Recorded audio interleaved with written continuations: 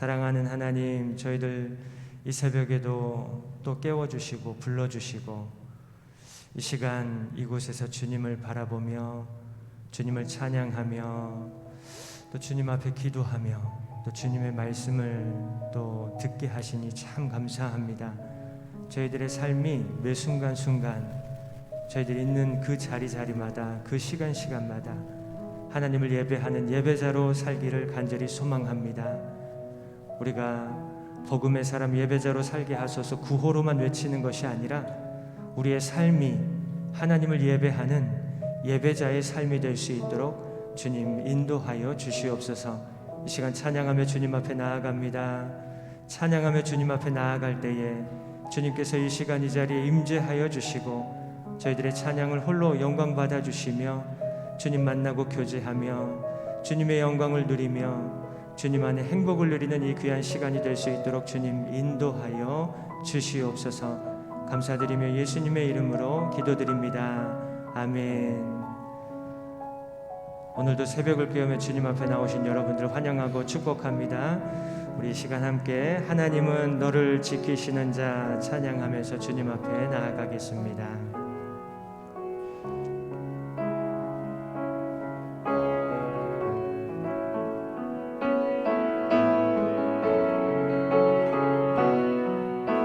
하나님은 너를 지키시는 자, 하나님은 너를 지키시는 자, 너의 우편에 그늘 되시니 낮의 해와 밤의 달 너를 해치 못하리, 너를 해치 못하리.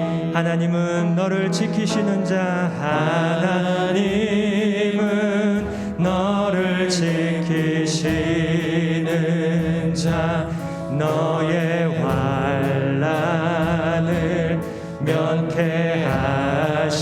그가 너를 지키시리라, 너를 지키시리라.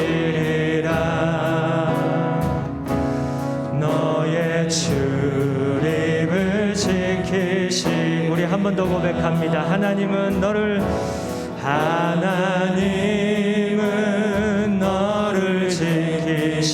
지키시는 자, 너의 우편에 그늘 되시니 낮의 해와 밤의 달도 너를 해치 못하리, 너를 해치 못하리.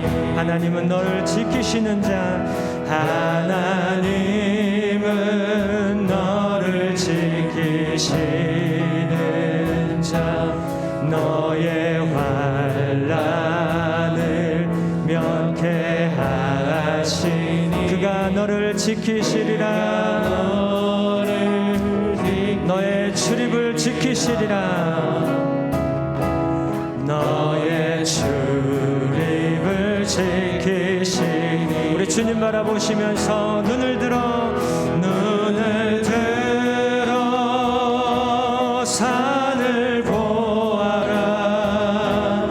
너의 도움 어디서나. 천지 지으신 너를 만드신 여호와께로다, 여호와께로. 우리 한 번 더 찬양합니다. 하나님은 너를 지키시는 자, 너의 우편에 그늘 되시니 낮의 해와 밤의 달도 너를 해치 못하리, 너를 해치 못하리. 하나님은 너를 지키시는 자, 하나님은 너를 지키시는 자, 너의 환난을 그가 너를 지키시리라. 너를 지키시리라. 너의 출입을 지키시. 우리 주님 바라보시면서 찬양합니다. 눈을 들어 산을 보아라. 너의 도움 어디서 오나. 천지 지으신 너를 만드신 믿음으로 선포합니다. 여호와께로 눈을 들어 산을 보아라. 눈을 들어 산을 보아라. 너의 도움 어디서 오나. 천지 지으신 너를 만드신 여호와께로다. 여호와께. 우리 한 번 더 선포합니다. 눈을 들어 산을 보아라. 눈을 들어 산을 보아라. 너의 도움 어디서 오나. 천지 지으신 너를 만드신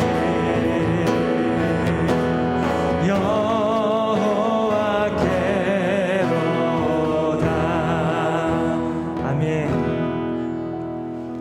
우리가 세상을 보고 사람을 보면 만족할 수 없지만 우리 하나님 바라보면 만족할 수 있는 줄로 믿습니다. 우리 믿음의 고백을 담아서 이 시간 사람을 보며 세상을 볼 땐 만족함이 없었네. 나의 하나님 그분을 뵐 땐 나는 만족하였네. 우리 믿음으로 고백하면서 함께 찬양하겠습니다.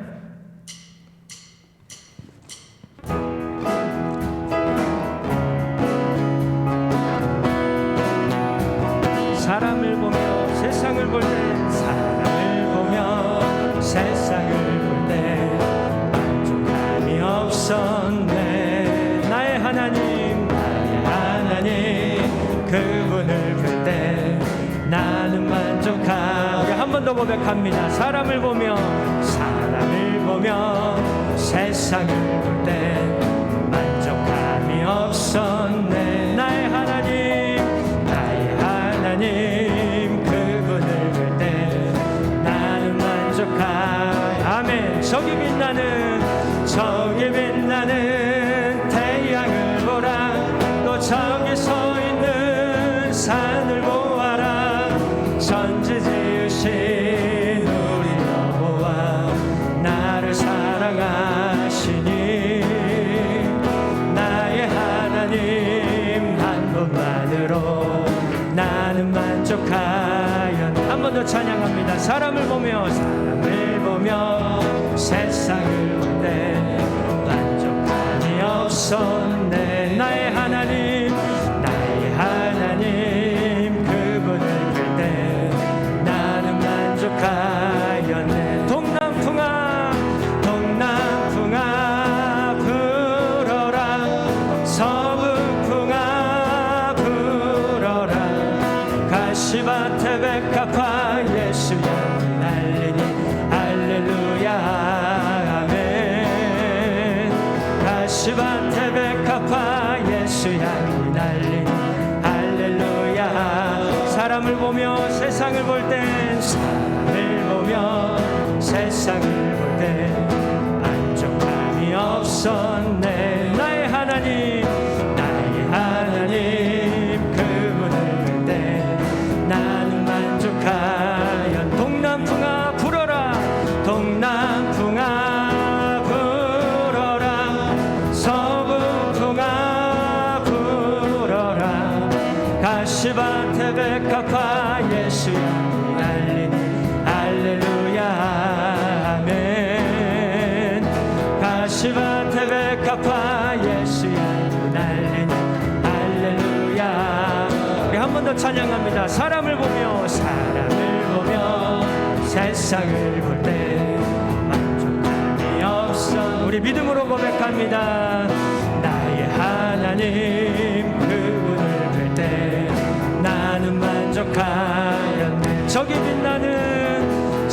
빛나는 태양을 보라. 또 저기 서 있는 산을 보아라. 천지 지으신 우리 여호와 나를 사랑하시니. 아멘. 나의 하나님 한 분만 나는 만족하겠네. 사람을 보며 세상을 볼 땐 사람을 보며 세상을 볼 때 만족함이 없었네. 나의 하나님 그분을 볼 때 나는 만족한. 동남풍아 불어라. 동남풍아 불어라. 서북풍아 불어라. 가시밭에 백합화 예수 향기 달리니. 할렐루야 아멘. 가시밭에 백합화 예수 향기 달리니. 할렐루야. 가시밭에 백합화 가시밭에 백합화 예수 향기 달리니. 할렐루야 아멘. 가시밭에 백합화 예수 향기 달리니. 할렐루야. 가시밭에 백합화 가시밭에 백합화 예수 향기 달리니. 할렐루야 아멘. 가시밭에 백합화 예수 향기 달리니. 할렐루야 아멘. 할렐루야 할렐루야 아멘. 할렐루야 아멘. 할렐루야 아멘. 나는 하나님을 예배하는 나는 하나님을 예배하는 예배자입니다. 내가 서 있는 곳 어디서나 하나님을 예배합니다. 내 영혼 거룩한 은혜를 향하여 내 마음 완전한 하나님 향하여 이곳에서 바로 이 시간 하나님을 예배하. 우리 한 번 더 믿음으로 고백합니다. 나는 하나님을 예배하는 나는 하나님을 예배하는 예배자입니다. 내가 서 있는 곳 어디서나 하나님을 예배합니다. 내 영혼 거룩한 은혜를 향하여 내 마음 완전한 하나님 향하여 이곳에서 바로 이 시간 하나님을 예배. 내 영혼 거룩한 은혜를 향하여 내 영혼 거룩한 은혜를 향하여 내 마음 완전한 하나님 향하여 이곳에서 바로 이 시간 하나님을 예배하. 이곳에서 바로 이 시간 이곳에서 바로 이 시간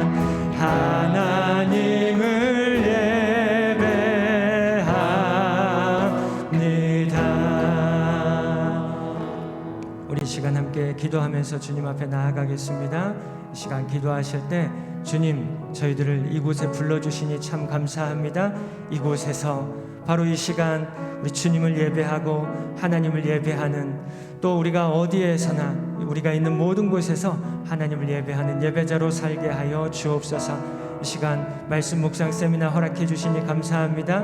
이 시간 세워주신 강사 목사님 힘있게 하시고 능력 있게 하시고, 이 시간 목사님을 통하여서 주시는 말씀을 저희들 아멘으로 화답하며 말씀 묵상을 통해 행복한 믿음의 삶을 살아가는 우리 모두가 되게 해주시라고 우리 함께 이 시간 합심하여서 기도하겠습니다. 거룩하시고 자비로우신 아버지 하나님, 오늘 이 시간 주님 저희들 이 자리에 불러주시니 참 감사합니다. 저희들 하나님께서 불러주시는 그 자리 그곳에서 이 시간마다 하나님을 예배하는 참된 예배자로 사는 저희들 모두가 될 수 있도록 인도하여 주시옵소서. 가시밭과 같은 이 세상 가운데 예수님의 향기를 풍겨내는 예배자로 살게 하여 주시옵소서.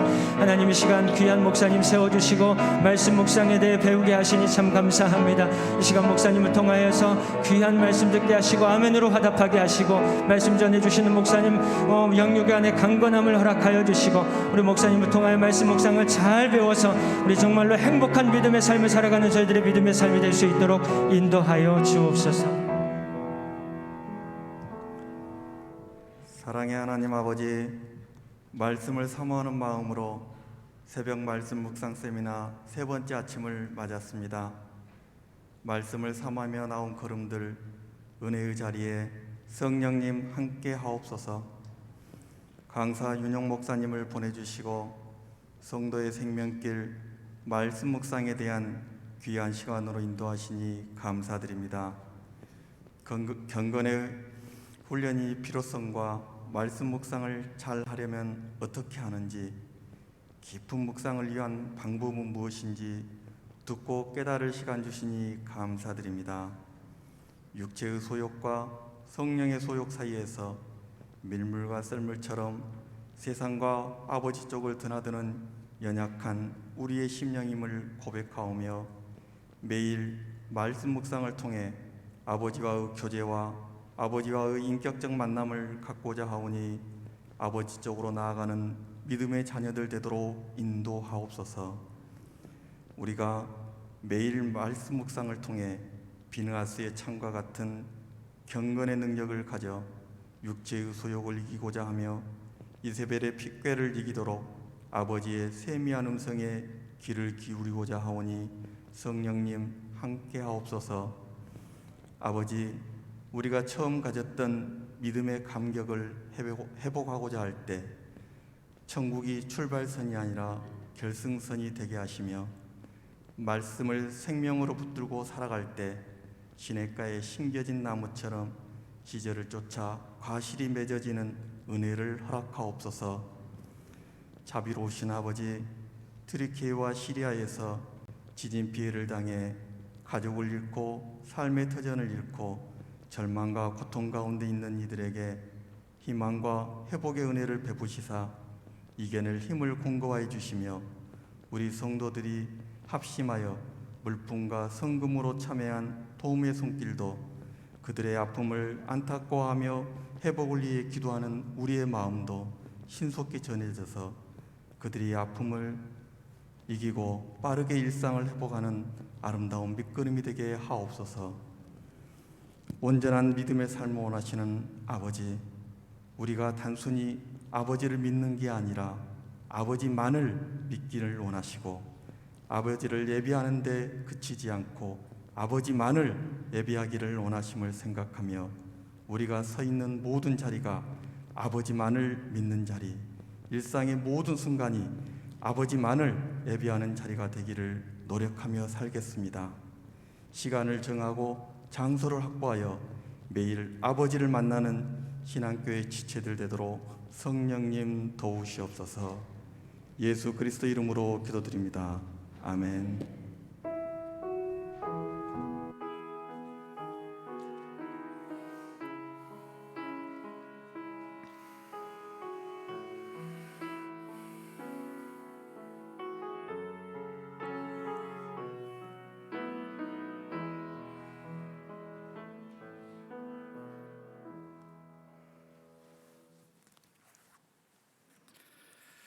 오늘 하나님께서 저희에게 주시는 말씀은 시편 51편 17절의 말씀입니다. 시편 51편 17절의 말씀.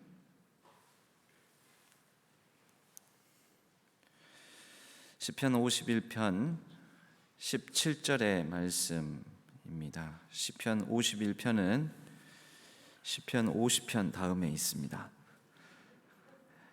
당연하죠. 구약 성경 839면.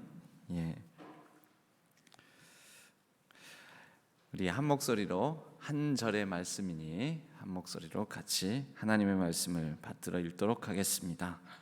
하나님께서 구하시는 제사는 상한 심령이라. 하나님이여, 상하고 통회하는 마음을 주께서 멸시하지 아니하시리이다. 아멘. 이것은 하나님의 말씀, 시편 51편의 말씀입니다.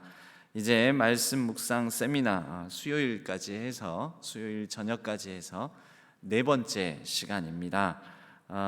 오늘 이제 묵상의 좀 더 구체적인 방법에 대해서 준비 기도와 그리고 말씀, 성경 읽기에 대해 유인물을 가지고 이어서 말씀 묵상 세미나를 진행해 주시겠습니다. 나오실 때 박수로 맞아주시면 감사하겠습니다.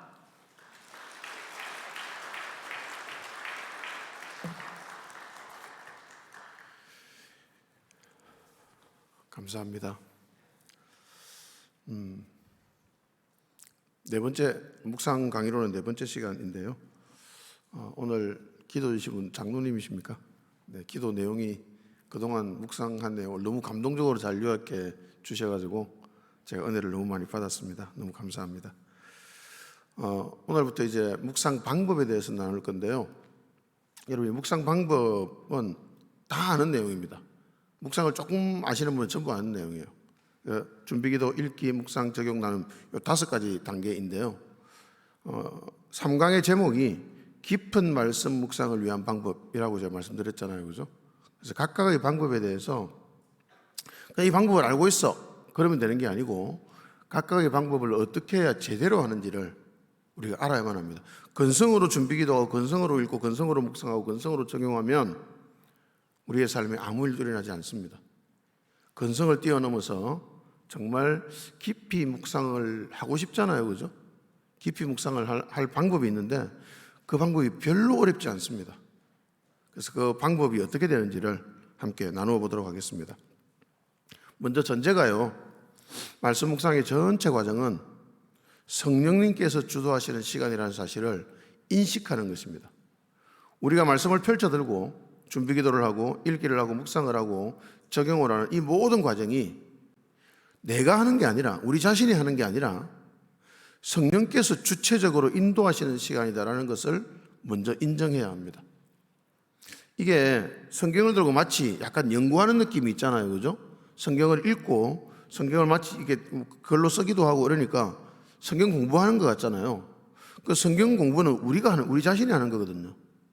그러나 말씀 묵상의 전체 과정은, 큐티의 전체 과정은 주도하는 존재가 우리 자신이 아닙니다, 절대로.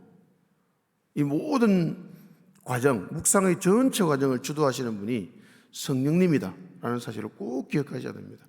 그래서 준비기도부터 적용까지 끝나는 그 모든 과정에서 우리의 마음은 어떤 마음이 되어야 되냐면 기도하는 마음이 되어야 됩니다. 연구하는 마음이 아니라 기도하는 마음이 되어야 됩니다. 우리가 말씀을 읽고 묵상하는 이유는 뭐냐면 하나님의 음성을 듣고 그 음성에 내 존재가 반응하고 우리가 하나님 앞에 서기 위해서거든요. 그래서 우리는 기도하는 마음으로 묵상을 해야 됩니다. 성령님께서 나의 마음과 눈을 열어주셔야 말씀 묵상이 시작될 수 있습니다. 오늘 주시는 말씀을 지금 내게 들려주시는 하나님의 음성으로 받게 되는 것도 성령님의 역사입니다. 야, 이 말씀이 진짜 내 말씀이구나 라는 느낌이 확 들어올 때가 있거든요. 사실은 그 느낌이 매일 와야 되는데요, 처음 시작은 매일 오기는 어렵지만 어쨌든 확 들어올 때가 있습니다. 누구의 역사일까요? 성령님의 역사잖아요, 그죠? 그 성령님의 역사를 말씀 묵상의 전체 과정을 통해서 경험하고 누려갈 수 있다는 말입니다. 그래서 주도권이 나에게 있지 않고 누구에게 있을까요? 성령님께 있고 하나님께 있습니다. 묵상의 전체 주도권을 하나님께 맡겨드리면서 우리는 말씀 묵상을 해야 됩니다. 그렇게 되면 지성소에 들어가 있는 체험을 하게 됩니다. 아, 여기가 바로 지성소구나. 내가 말씀을 펼쳐들고 하나님과 교제하는 바로 이 장소, 이 시간이 지성소의 시간이구나 라는 것을 경험할 수 있게 됩니다. 그것이 말씀 묵상에서 가장 중요합니다. 그걸 놓치면 말씀 묵상을 실패하는 거고요. 그걸 경험한다면 말씀 묵상이 성공한 것이라고 말할 수가 있는 것입니다. 자, 그렇게 하기 위해서 첫 번째 단계는 뭘까요? 준비기도입니다. 말씀 묵상의 1단계 준비기도입니다.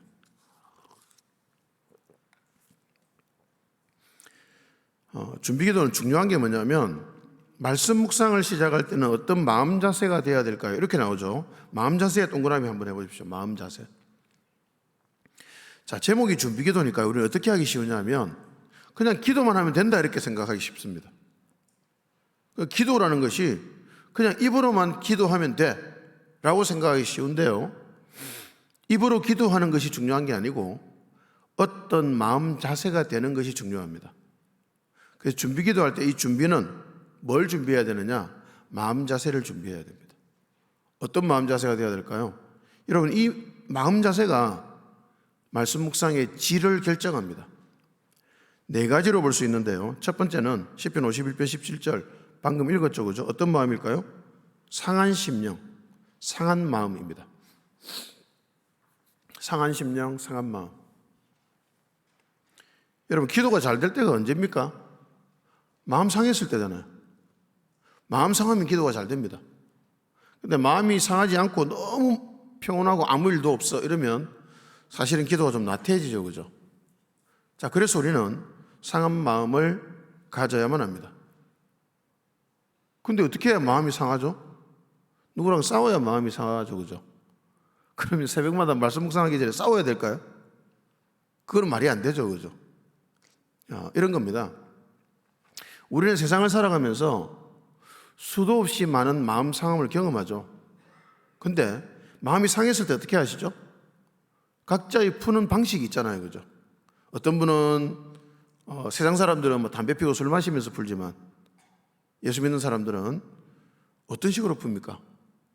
친구 만나서 차 마시면서 수다를 떨면서 마음 상함을 풀어버리고요, 쇼핑하면서 풀어버리고요, 잠을 자면서 풀어버리고요. 이런 마음이 상했을 때 푸는 자기만의 방식이 있습니다. 자, 근데요, 그것도 하지 말라는 말씀은 아닙니다. 그렇게 할 수 있는데 그때 조심해야 될 것은 그 마음 상함을 다 풀어서는 안 됩니다. 신자는요, 마음이 상했을 때 그런 방식으로 마음을 다 풀어버리면 안 돼요. 남겨두어야 합니다. 뭘 남겨둘까요? 하나님 앞에 들고 갈 마음을 남겨둬야 됩니다. 여러분, 우리의 상한 마음을 가장 잘 풀어주실 분은 하나님이십니다. 왜요? 마음을 만드신 분이 하나님이시거든요. 그래서 하나님 앞에 들고 나갈 상한 마음이 있어야 됩니다. 그래서 우리가 마음이 상했을 때 자기만의 푸는 방식들을 사용할 수 있지만 그럼에도 불구하고 한쪽 구석에 그 상한 마음을 남겨두십시오. 그리고 하나님 앞에 들고 나갈 때 그 상한 마음을 들고 가십시오. 그게 바로 하나님께서 구하시는 제사입니다. 제가 한번 학원 강사 때 그런 경험이 있었습니다. 저는 회식 자리에 가능하면 다 따라다녔거든요. 왜냐하면 신자가 덕을 세우지 못한다고 그런 말을 듣기 싫어서 회식 자리에 전부 따라다녔습니다. 그래서 술 마시지 않고 끝까지 안주 먹으면서 사이다 먹으면서 버텼습니다. 근데 대부분은 1차를 가고 2차에 맥주집에 가서 수다를 떨다가 그쯤 되면 저는 집에 가거든요. 집에 가서 다른 사람, 술이 좀 취한 사람을 동료를 태워주고 저는 집으로 운전해서 갑니다. 그런데 어느 날 누군가가 계속 저를 집요하게 끌어당기면서 3차를 가자는 거예요. 그냥 안 간다고. 3차를 어디 가는데 그러냐.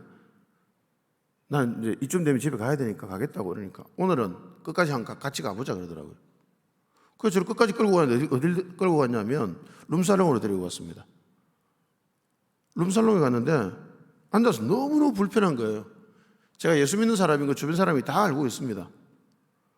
근데 왜 굳이 나를 여기 끌고 왔을까? 그게 이제 불편한 마음이 있었죠, 늘.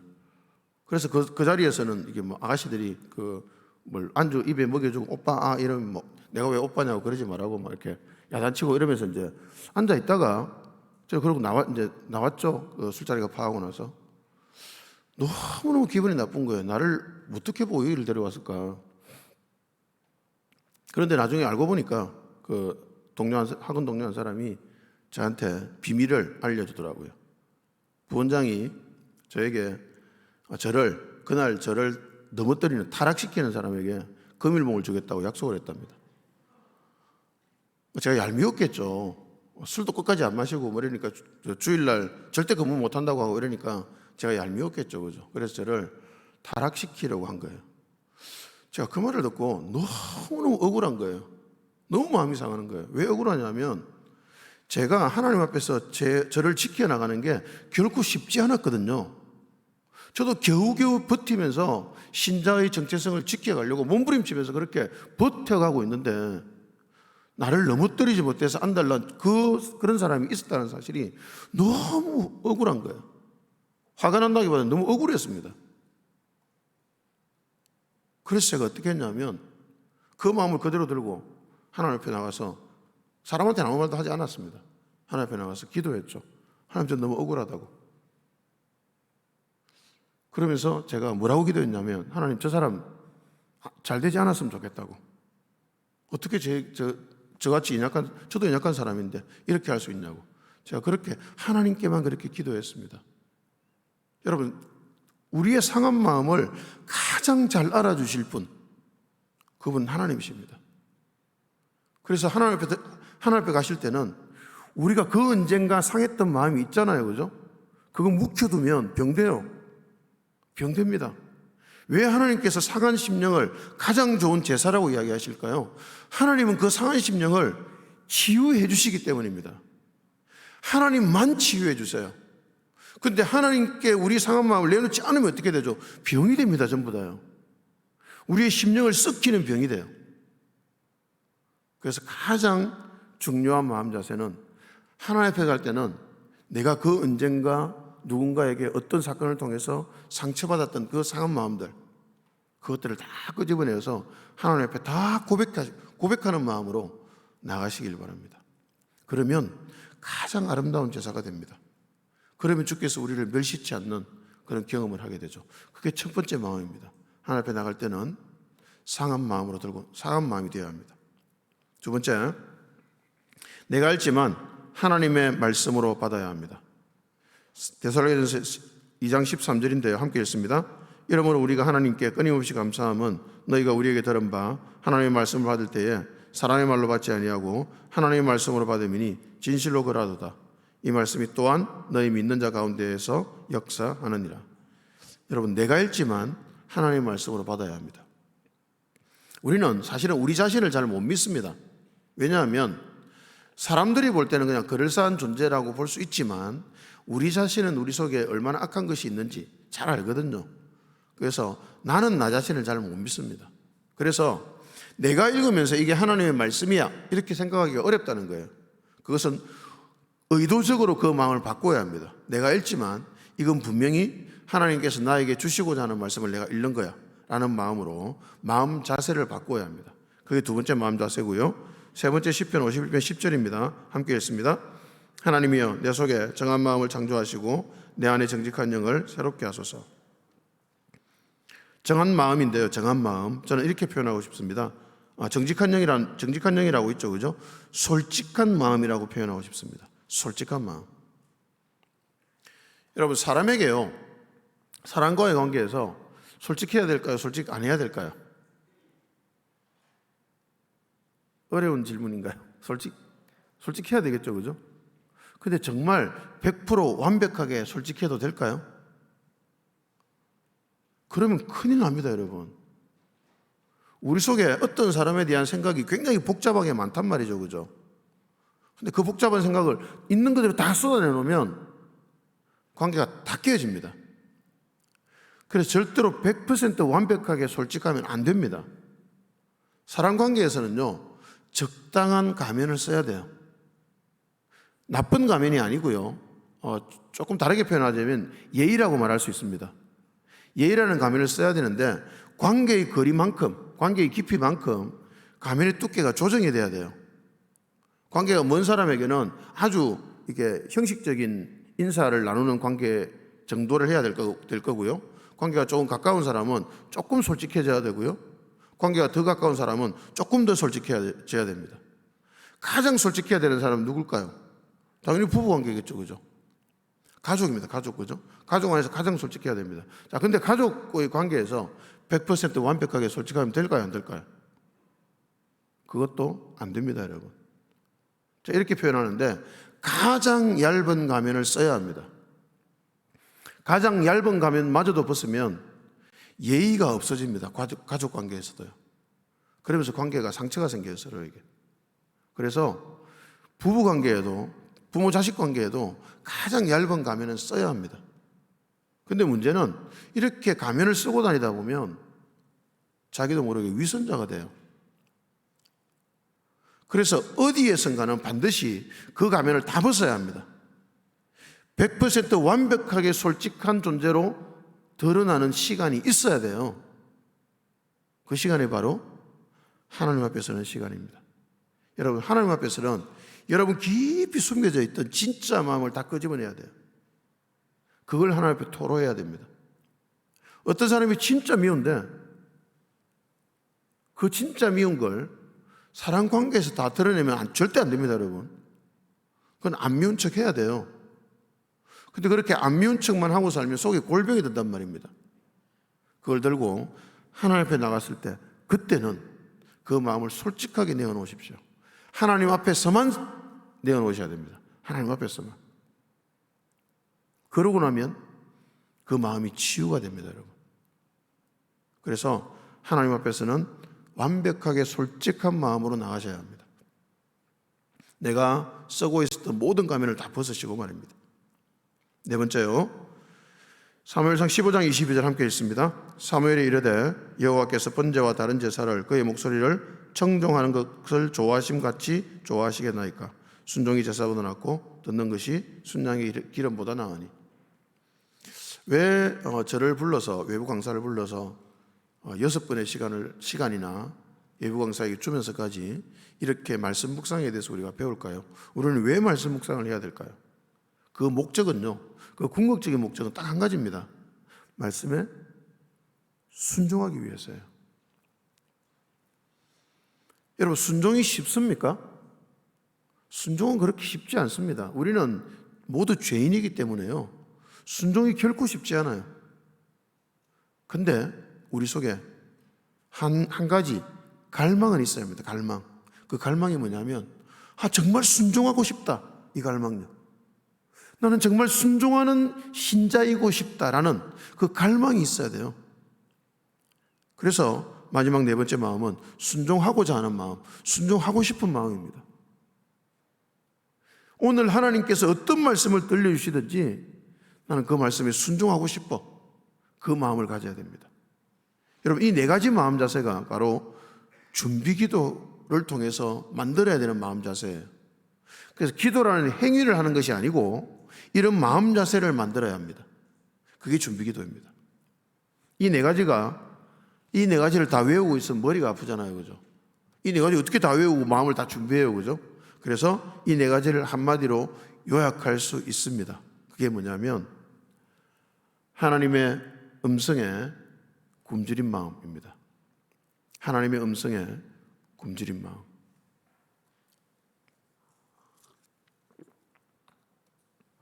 우리는 사실은 세상을 열심히 살아가다 보면요, 다른 것에 굶주릴 때가 많잖아요, 그죠?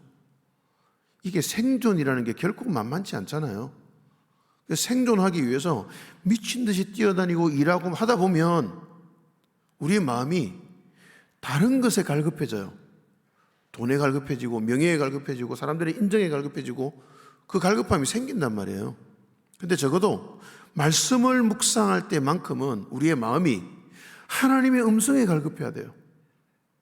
하나님, 나 하나님의 음성 너무 듣고 싶어요.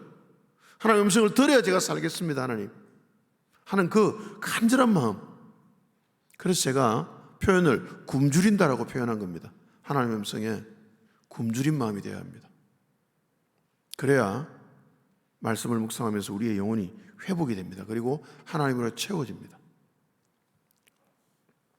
그래서 이 네 가지 마음, 한마디로 하면 하나님의 음성에 굶주린 마음이 되기 위해서 아주 효과적인 방법이 있는데요. 그게 바로 찬양입니다. 찬양.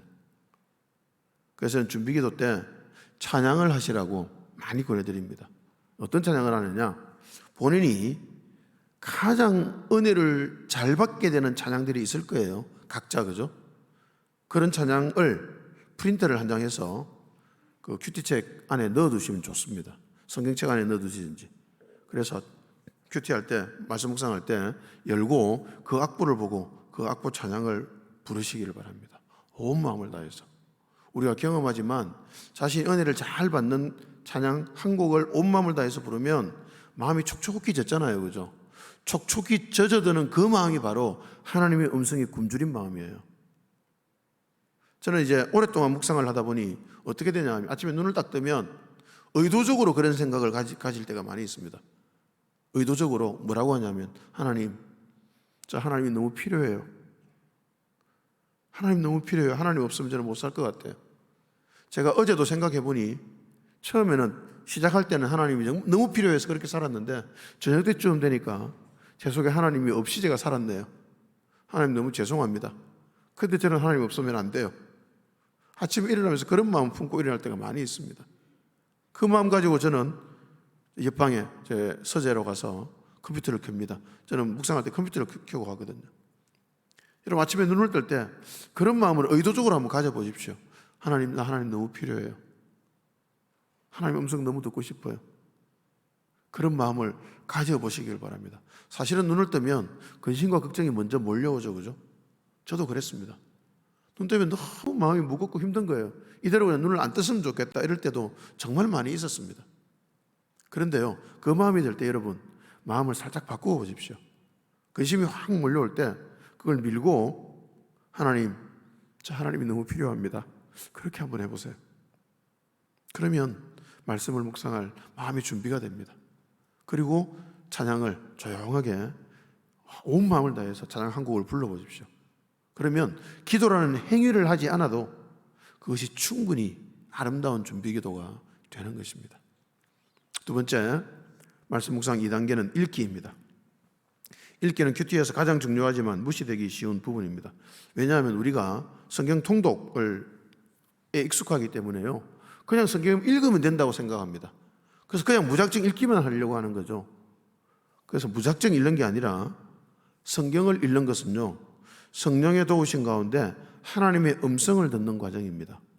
그러니 성경 읽기는 이렇게 표현할 수 있습니다. 적어두시면 좋겠습니다. 듣기 위한 읽기. 성경 읽기는 듣기 위한 읽기입니다. 듣기 위한 읽기.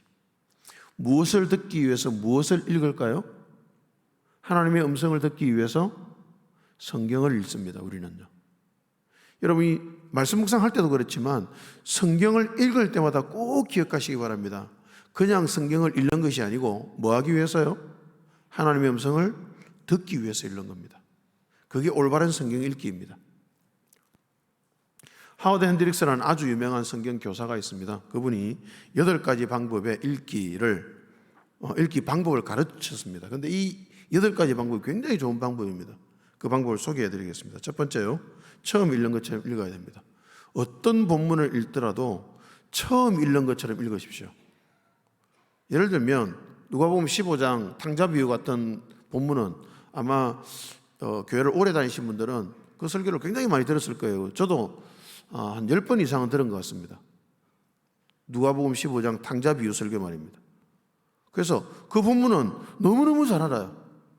너무너무 잘 아는 본문을 딱 묵상 본문으로 나오면 이제 그때부터는 뭔가 자세히 읽어지지 않습니다. 다 아는데 뭐 이렇게 되는 거죠. 대충 읽게 돼요. 다 아니까요. 여러분, 그렇게 읽으면 안 된다는 겁니다.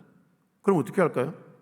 너무 잘하는 본문이 나왔을 때 마음을 바꾸어서 나는 이 본문을 처음 읽는 거야 라고 생각하고 처음 읽듯이 한번 읽어보십시오. 놀랍게도요, 그렇게 마음을 바꾸고 처음 읽는 것처럼 읽으면 그 속에서 이전에 알지 못했던 놀라운 보물을 발견하게 돼요. 제가 굉장히 여러 번 경험한 겁니다. 그래서 마음을 바꾸시길 바랍니다. 익숙한 본문이 나올 때 마음을 바꾸어서 처음 읽는 것처럼 자세히 읽어보십시오. 그러면 훨씬 더 큰 은혜를 받습니다. 두 번째, 연애편지 읽듯이 읽어야 됩니다.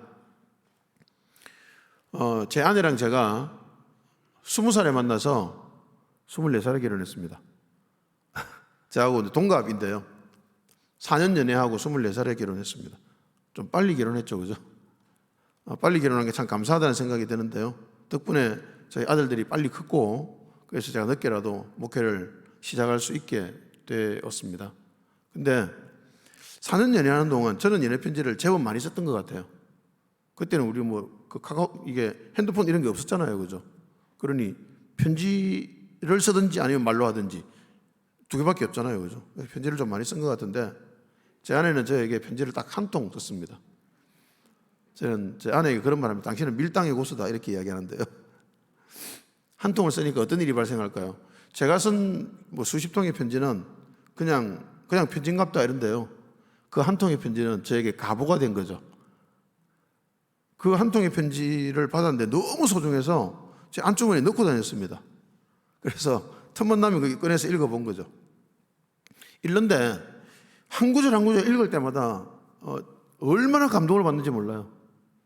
아내가 나를 이렇게 사랑하는구나 하면서 마음에 감동을 받고 위로를 받고 사랑을 느끼고 이러면서 이제 그 연애편지를 한 절 한 절 읽었죠.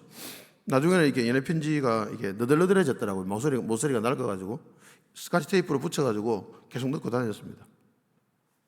그랬는데 결혼하고 몇 년 지나서 이제 그걸 잃어버렸죠, 연애편지를. 짐을 어떻게 정리하다가 짐 속에서 그 연애편지가 발견되었는데요. 그 연애편지를 읽었더니 어땠을까요? 그때도 감동이었을까요? 막 손발이 오그라들어서 제가 못 읽겠더라고요.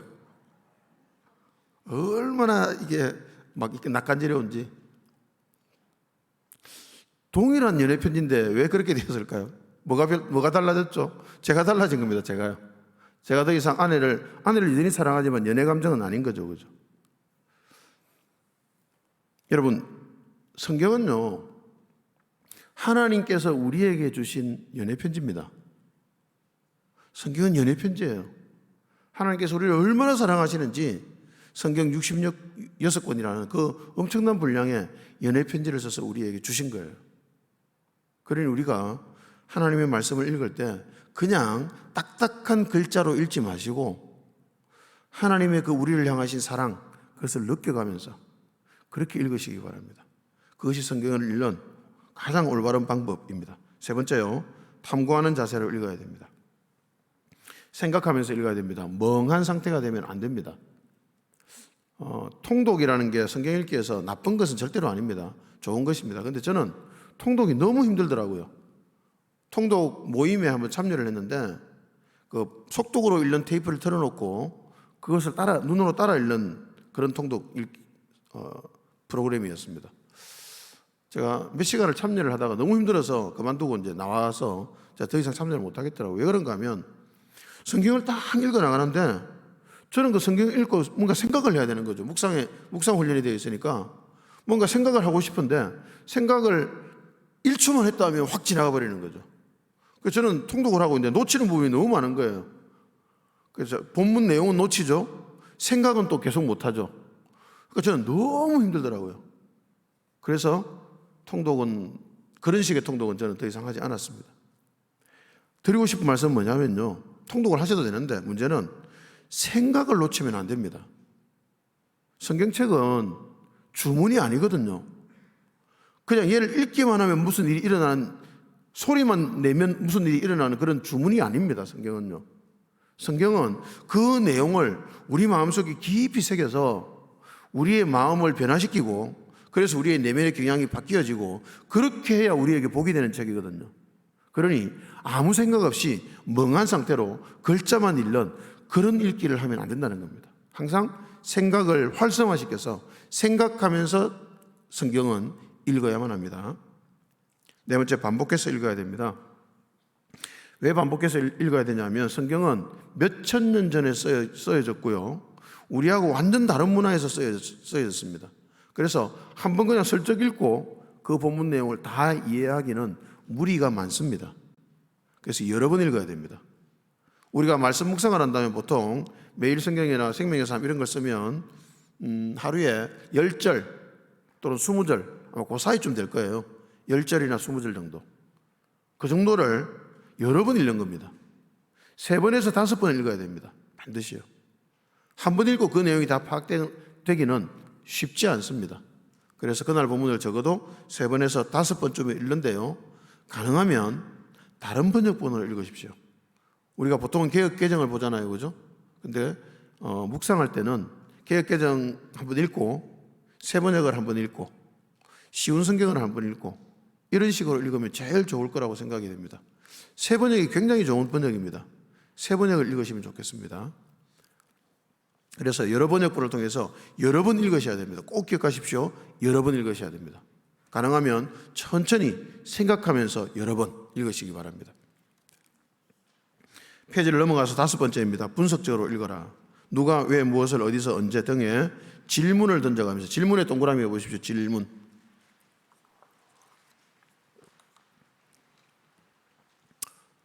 하나님의 말씀이니까 모든 게 맞기 때문에 질문 따위는 하면 안 돼 라고 생각하기 쉬운데요. 아닙니다. 여러분. 성경은 질문하면서 읽어야 됩니다. 왜 질문하면서 읽어야 되냐면 우리가 말씀 묵상하는 시간은 하나님과 대화하는 시간입니다. 그런데 대화는 일반적으로 사람과의 대화는 무엇으로 이루어져 있을까요? 사람을 만나서 대화하면요 대부분은 질문하죠. 그죠? 그리고 대답하잖아요. 그게 대화입니다. 질문하고 대답하고 이게 대화거든요. 하나님과의 대화도 마찬가지입니다. 질문거리가 있어야 대화가 되는 겁니다. 그래서 성경을 읽으면서요 질문하셔야 됩니다. 누가 왜 무엇을 언제 어디서 이런 질문들, 마음에 떠오르는 질문들을 마음껏 하면서 누구한테 하죠? 이 말씀 묵상을 주도하는 분이 누구시라고요? 성령님이시잖아요. 그러니까 성령님께 마음껏 질문하면서 성경을 읽어야 합니다. 그런데 그 질문이 왜 중요하냐면 성령께서요 우리에게 말을 걸어오십니다. 말을 걸어오시는 방식이 질문을 던지면서 말을 걸어오십니다. 성령께서요. 그래서 성경을 읽다가 질문이 생겨, 의문이 생겨. 그러면 그게 성령께서 우리에게 말을 걸고 계시는구나 라고 생각하시면 됩니다. 그래서 그 내용을 가지고 하나님께, 성령님께 질문하는 거죠. 주님, 제가 이걸 읽었는데 이게 무슨 의미일까요? 왜 여기서 이런 말이 나왔죠? 이렇게 하나님께 묻는 거예요. 여러분, 이 경험을 해보시면 나중에 처음부터 이게 뭐 놀라운 깨달음이 오거나 이렇지 않을 수는 있는데요. 이런 묵상법을 습관화하시면 나중에는요, 와, 내가 이런 걸 다 깨달았어? 할 정도로 정말 놀라운 깨달음들이 막 옵니다. 그때 우리가 기억해야 될 것은 내가 깨닫는 것이 아니고 성령께서 깨닫게 해주시는 것이라는 사실을 기억해야 되지만 중요한 것은 질문하면서 묵상해야 된다는 것입니다. 6번째, 기도하는 자세를 읽어야 됩니다. 아까 말씀드렸지만 큐티를 말씀 묵상을 시작하는 시간부터 끝나는 시간까지 전체는 성령님이 주도하시는 시간이라 그랬잖아요. 그죠? 그럼 성령님과 대화하는 시간이 말씀 묵상의 시간인데 그 대화를 다른 말로 뭐라 그러죠? 기도라고 하잖아요. 그죠? 기도는 하나님과의 대화입니다. 그러니 말씀 묵상의 전체 시간은 기도의 시간이고요. 하나님과 대화하는 시간입니다. 그래서 눈을 뜨고 하는 기도, 그것이 바로 말씀 묵상이다 라고 생각하시면 됩니다. 그래서 저는 눈을 뜨고 이 말씀을 보면서 깨달은 바를 타이핑을 하면서 컴퓨터로 타이핑을 하면서 저는 기도할 때가 많이 있습니다. 글자를 치면서도 기도를 해요. 기도의 개념을 조금 바꾸실 필요가 있습니다. 기도는 항상 예배당에 와서 눈을 감고 해야 돼. 아니고요. 말씀 묵상할 때는 말씀 묵상하는 전체 과정이 기도다라고 생각하면 훨씬 더 생동감 있는 기도를 할 수 있고요. 그렇게 기도를 하다 보면 이제 나중에는 일상생활에서도 기도하는 사람으로 살아가는 자신을 가끔씩 발견합니다. 어떤가 하면 이런 거죠. 운전을 하고 있는데요. 운전을 하다가 제가 이제 경기도에서 김포에서 학원을 운영할 텐데 애들이 굉장히 거친 애들이었어요. 중학생들인데 뭐 담배 피고 이런 애들요. 거친 애들이었습니다. 걔들을 가르치는데 너무 힘든 거예요. 정말 하루가 너무너무 피곤한 거예요. 얘들 그 게임방에 가서 게임하는데 불러와서 공부시키고 단어 외우게 하고 막 그렇게 하는데 너무너무 힘들더라고요. 너무 지쳐서 운전해 집에 가는데 저도 모르게 뭐라고 하느냐면 운전하면서 눈 뜨고 운전하면서 하나님 저 오늘 너무 힘들었습니다. 기도잖아요. 그죠? 그렇게 기도하는데 저도 모르게 눈물이 주르르 흐르는 거예요. 그런 기도가 가능하게 되는 겁니다. 점점 일상 속에서 힘들 때 힘들어 이게 아니라 하나님 저 너무 힘들어요 이렇게 되는 거죠. 말씀 묵상하면서 기도하는 마음으로 말씀 묵상하는 훈련을 계속 하시면 일상의 삶에서도 자연스럽게 기도가 나옵니다. 쉬지 말고 기도하라 라는 의미를 조금은 알게 되죠. 완벽하게 하루 종일 쉬지 않고 기도할 수는 없지만 일상의 삶에서 문득문득 하나님을 기억하면서 기도하게 되는 거구나 라는 것을 경험하게 되죠. 그래서 말씀을 읽을 때 기도하는 자세로 읽으시면 좋겠습니다. 7번째, 묵상하면서 읽어야 됩니다. 묵상은 쉽게 말하면요, 머리에 있는 내용을 가슴으로 내려오게 하는 겁니다. 우리가 착각하기 쉬운 게 뭐냐면요, 성경을 읽으면 성경에 명령문으로 된 내용들이 나오면요, 그걸 딱 읽고 그냥 순종하면 돼 이렇게 생각하기 쉽거든요. 물론 그렇게 할 수 있으면 너무 좋은데요, 사람은 그게 잘 안 됩니다. 그렇게 순종하면요, 한두 번 순종하고 나면 더 이상 순종이 잘 안 돼요.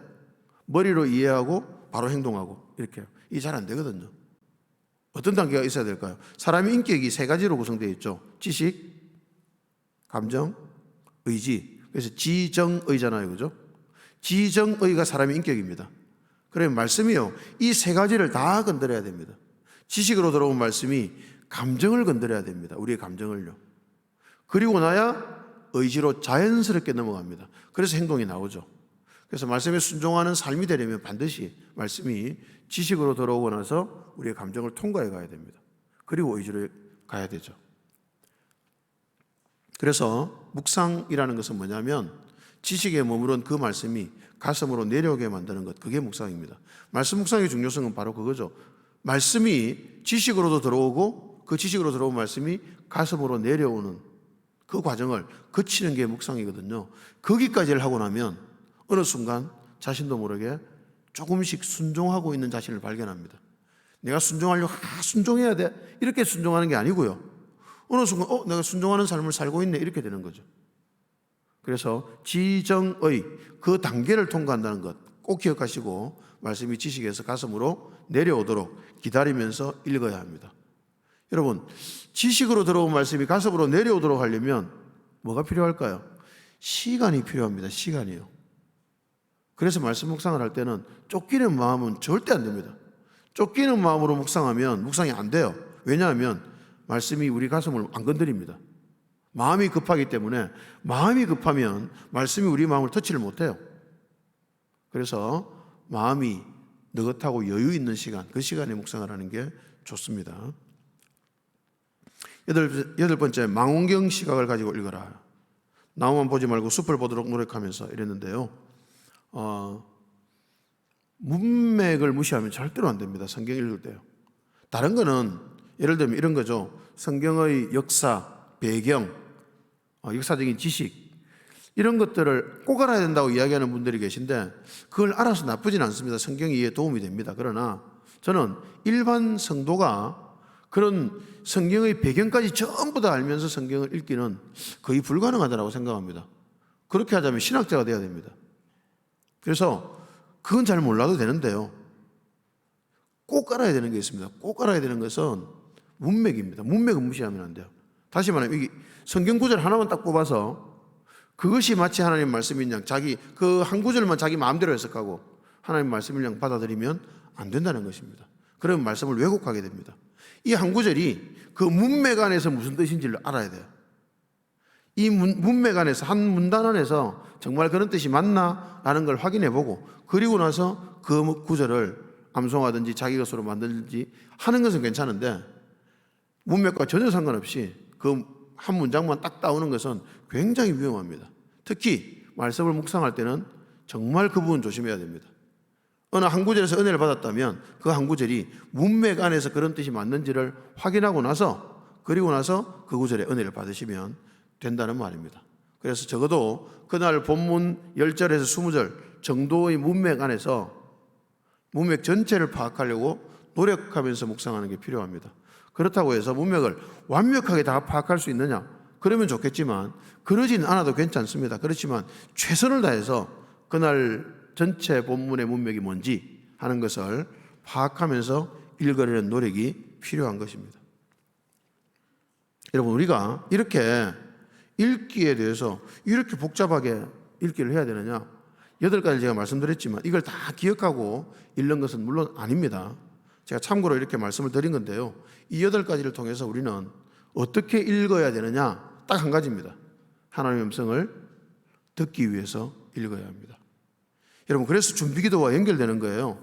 하나님의 음성에 굶주린 마음을 가지고 하나님의 음성을 너무 듣고 싶어요. 그 마음으로 성경을 온 마음을 다해서 읽어보시기 바랍니다. 그러면 성경을 읽는데 예전과는 전혀 다른 느낌으로 다가오게 될 것입니다. 준비기도와 읽기를 통해서 하나님의 말씀을 깊이 새기고 올바르게 읽는 우리 신앙교회 성도 여러분 되시기를 주님 이름으로 축복합니다. 함께 기도하겠습니다. 하나님 아버지, 감사합니다. 오늘 이 아침에도 너무나 귀한 성도님들 예배당으로 불러주시고 함께 찬양하고 기도하고 하나님 말씀에 대해서 생각하게 해주시니 감사합니다.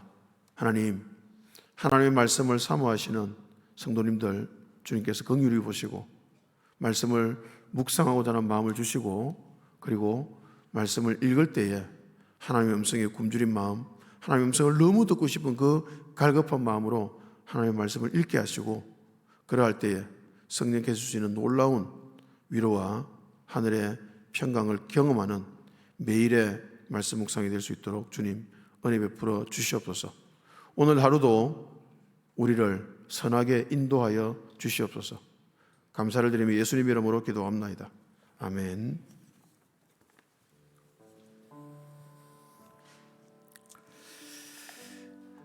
함께 찬양하겠습니다. 나의 영혼 주의 사랑 간절히 사모하니.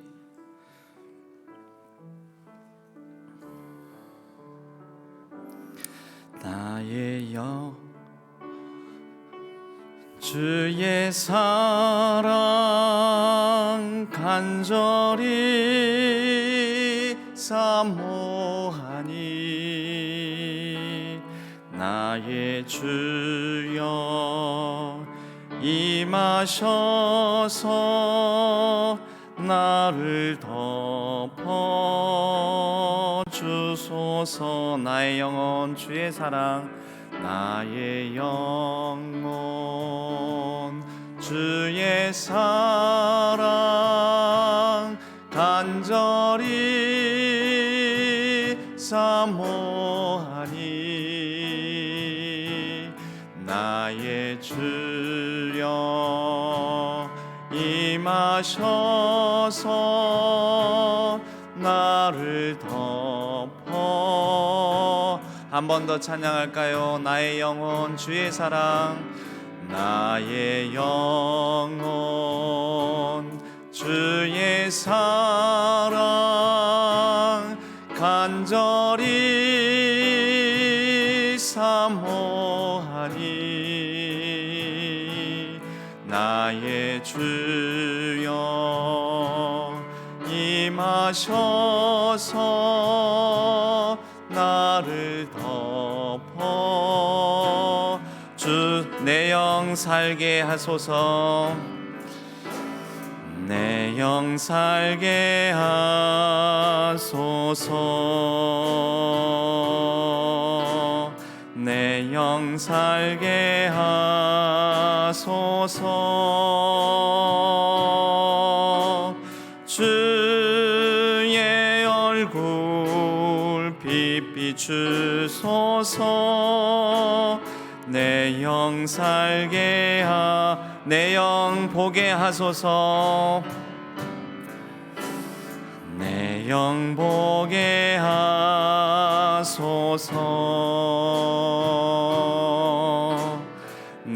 영 보게 하소서. 주의 두 눈 은혜와 긍휼 내 영 보게 하소서. 내 영 살게 하소서. 내 영 살게 하소서. 내 영 살게 하소서. 주의 얼굴 빛 비추소서. 내 영 살게 내 영 보게 하소서. 내 영 보게 하소서. 내 영 보게 하소서. 주의 두 눈 은혜와 긍휼 내 영 보게 하소서. 나의 영혼 주의 사랑, 나의 영혼 주의 사랑 간절히 사모하니. 나의 주여 임하셔서 나를 덮어. 나의 영혼 주의 사랑, 나의 영혼 주의 사랑 간절히 사모하니. 나의 주여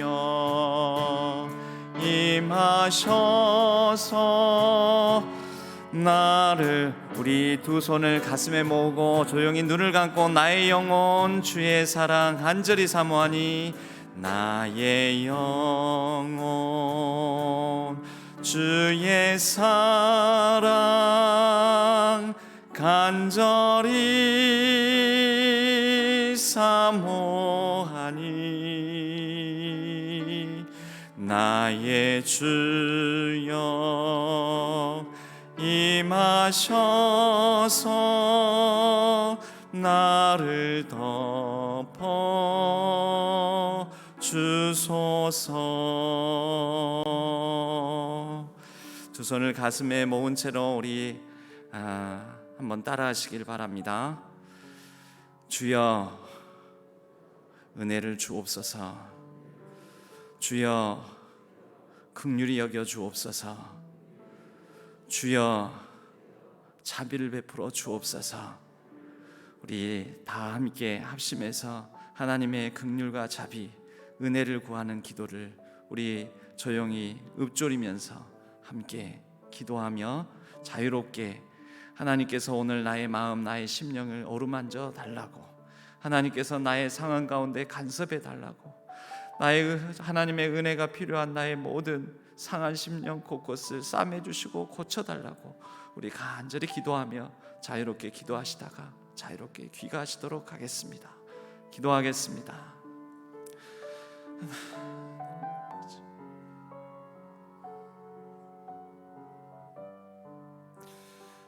하나님 아버지,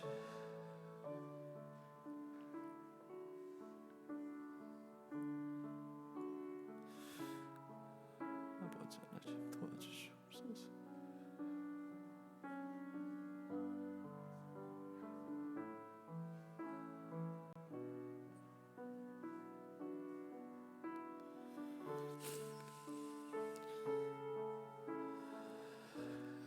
아버지 하나님 아버지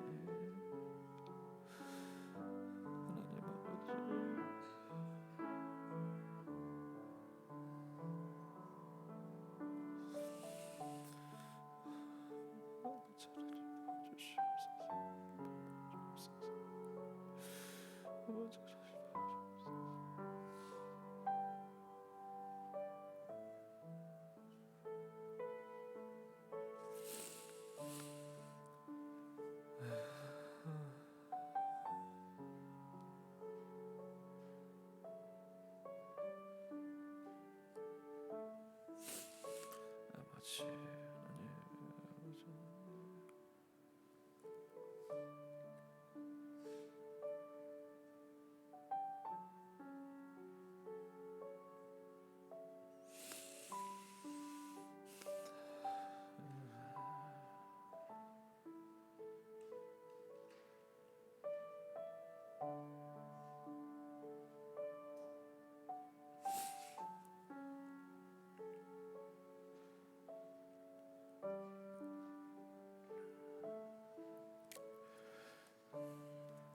계속해서 더 깊은 기도, 더 간절한 기도 가운데 하나님 앞에 가까이 나아가도록 하겠습니다.